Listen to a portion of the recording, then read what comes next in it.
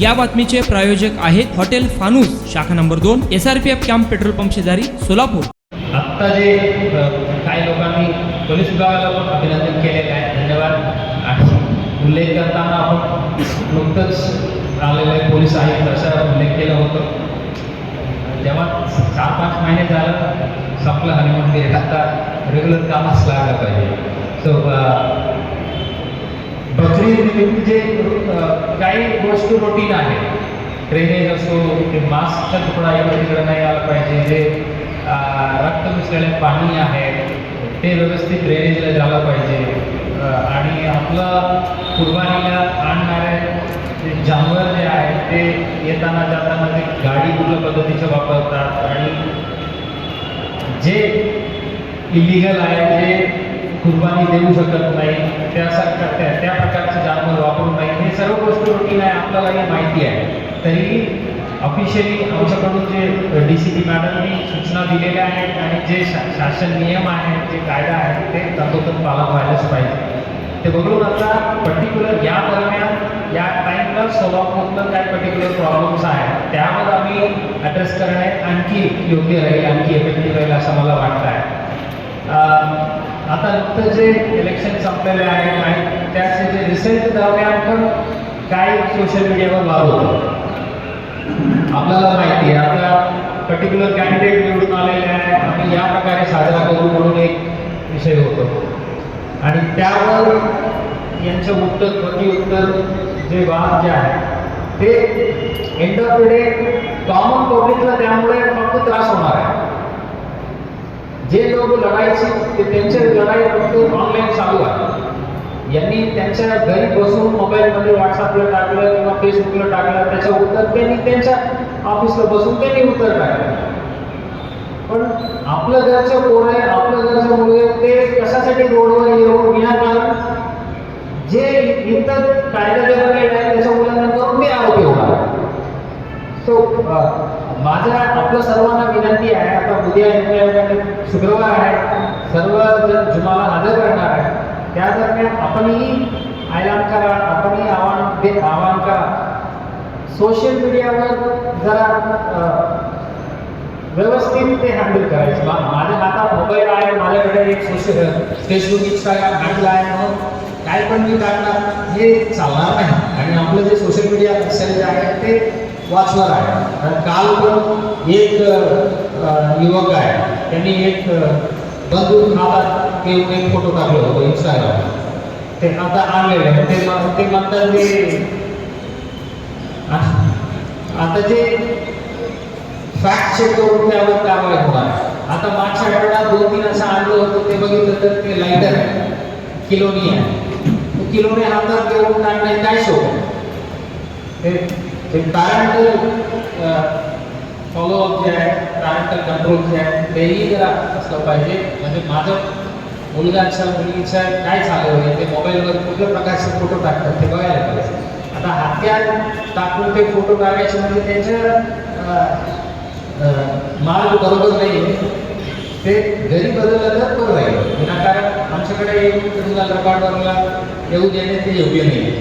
At the same time ते काय फेसबुकला काही कमेंट आहे किंवा यूट्यूबला काही कमेंट आहे, ते कमेंटवर एवढा रोष स्वतः घेणं ते कितपत योग्य आहे, आपणही जरा आत्मचिंतन करण्याची आवश्यकता आहे. आता हे जे आपलं पत्रकारांबद्दल व्हिडिओ टाकतात, हे व्हिडिओ त्यांनी यूज करून यूट्यूबला टाकल्यानंतर 100 लोक कमेंट करणार आहे, काय त्यापैकी 50 लोक निगेटिव्ह म्हणणार आहे. पोलीस काही काम करतात, पोलीस काहीच काम करत नाही, यांच्यामुळे झालं असं काही लोक कमेंट करतात. ते कमेंट वाचून आम्ही मन दुखवलं किंवा त्यांच्या विरुद्ध आम्ही कमेंट लिहायची, हे यामुळे फक्त टाईम वेस्ट होत आहे. ज्यांना काम नाही आहे ते बसून कमेंट करत बसलेलं आहे. तुम्हाला काम नसतं तुम्ही काम करा ना. आता शेवटी आता आजच्या दिवशी मला बकरीत व्यवस्थित करून घेणं ते माझं काम आहे. यांच्या कमेंट वाचून कमेंटवर मी कमेंट करायची किंवा ते कोण आहे ते काम नाही आहे आमचं. आणि छोटीशी एक कमेंटमुळे तुमचं मन दुखवत आहे, तुमचं गरम झालं असं म्हणत म्हणजे ते एवढं इनसेक्युअर. आपलं भारतात कमीत कमी अशा कुठल्याही गरम नाही आहे, एक कमेंटमुळे किंवा एक पोस्टमुळे ते वीक होत आहे.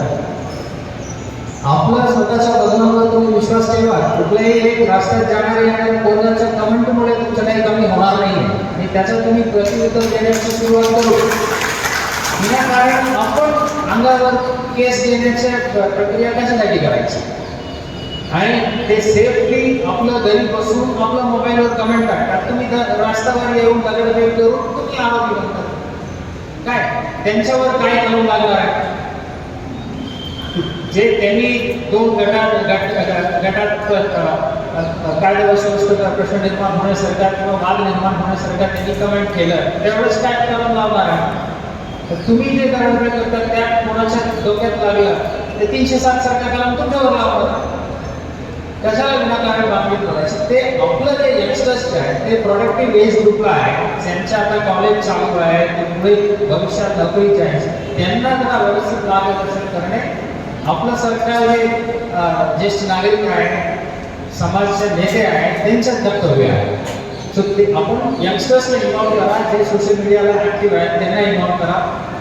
पत्रकार बांधवांना पण माझा विनंती आहे, काय चुकून घटना घडलेल्या आहेत तेच वारंवार करून सोशल मीडियाला व्हायरल करणे ते रेस्पॉन्सिबल पत्रकारी नाही.